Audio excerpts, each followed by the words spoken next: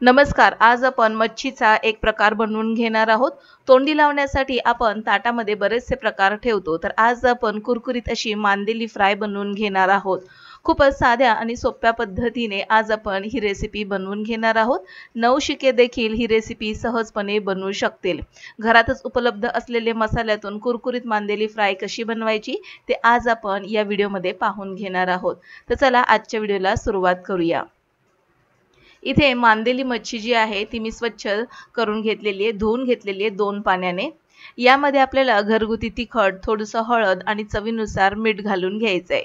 जर तुमच्याकडे कोकम आगळ असेल तर ते देखील तुम्ही घालू शकता. कोकम आगळमुळे खूप छान अशी चव येते. अगदी मोजकेच मसाले मी यामध्ये घातलेले आहेत आणि आता हे मसाले आपल्याला या मच्छीला व्यवस्थित लावून घ्यायचे आहेत. आता ही जी मांदेली आहे आकाराने लहान मासा असतो हा आणि तळला की खूप लवकर हा कुरकुरीत बनतो. आता हे मसाले मी सगळे लावून घेतलेले आहेत. आता याला आपल्याला एक सिक्रेट साहित्य लावून घ्यायचं आहे. तर इथे मी बारीक रवा जो असतो तो बारीक रवा यामध्ये घालून घेतलेला आहे. जवळपास 3 मोठे चमचे भरून इतका मी बारीक रवा या मच्छीमध्ये घातलेला आहे आणि व्यवस्थित आता ही मच्छी या रव्यामध्ये आपल्याला मिक्स करून घ्यायची. जास्त रवा देखील घालायचा नाही, थोडासाच रवा घालायचा आणि ही मच्छी व्यवस्थित मिक्स करून घ्यायची. म्हणजेच मच्छीला हा रवा व्यवस्थित लागला पाहिजे. आता ही मच्छी तयार आहे. एका पॅन मध्ये मी तेल घातलेलं आहे आणि बऱ्यापैकी गरम झालेलं आहे. यामध्ये आता आपल्याला ही जी मांदेली आहे ती अशा पद्धतीने घालून घ्यायची आहे. एक एक मासा आपल्याला अजिबातच सोडून घ्यायचा नाही. लागलीच आपल्याला 10 ते 12 मासे अशा पद्धतीने घालून घ्यायचे. जितके पॅन मध्ये मावतील तितके आपल्याला घालून घ्यायचे. तर व्यवस्थित मी हे मासे एकावर एक न येता याला व्यवस्थित मी लावून घेतलेलं आहे. आता आपल्याला गॅस मंद करून घ्यायचा आहे आणि मंद आचेवरती आपल्याला 3 ते 4 मिनिटं छान अशी त्याची एक बाजू कुरकुरीत होईपर्यंत तळून घ्यायची आहे. जवळपास 3 ते 4 मिनिटांनंतर आता ही मच्छी जी आहे ती खालच्या बाजूने व्यवस्थित फ्राय झालेली आहे.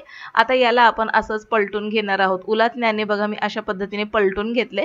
एक साथ बऱ्यापैकी सगळेच मासे मी पलटून घेतलेले आहेत आणि आता शिल्लक राहिलेले सगळेच मासे मी अशा पद्धतीने पलटून घेते. आणि आता याची दुसरी बाजू देखील आपल्याला कुरकुरीत होईपर्यंत तळून घ्यायची आहे. आता इथे तुम्हाला डीप फ्राय हवं असेल तर तुम्ही डीप फ्राय देखील करू शकता किंवा मग शॅलो फ्राय करायचं असेल तर मी सांगितलेल्या पद्धतीने तुम्ही शॅलो फ्राय देखील करू शकता. शॅलो फ्राय केल्याने देखील मच्छी खूप छान अशी कुरकुरीत फ्राय होते. आता दुसऱ्या बाजूने देखील ही मच्छी व्यवस्थित फ्राय झालेली आहे. याला आता मी काढून घेते. शिल्लक राहिलेली मच्छी देखील आपल्याला अशाच पद्धतीने फ्राय करून घ्यायची आहे. तर खूप छान अशी ही मच्छी फ्राय झालेली आहे.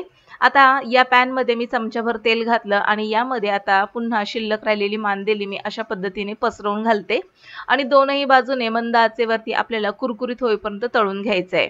रवा लावल्यामुळे ही मच्छी पटकन कुरकुरीत होण्यास मदत होते. आता ही तळून झालेली जी मांदेली आहे मी ताटामध्ये काढलेली आहे आणि यातील मी एक मांदेली तुम्हाला मोडून दाखवते. खूप छान अशी कुरकुरीत मांदेली फ्राय तयार झालेली आहे तोंडी लावण्यासाठी. तर आजची रेसिपी आवडल्यास नक्कीच लाईक, शेअर आणि सबस्क्राईब करा. बेल आयकॉन प्रेस करा. भेटू पुन्हा नवीन एका इंटरेस्टिंग रेसिपी सहित. तोपर्यंत बाय बाय.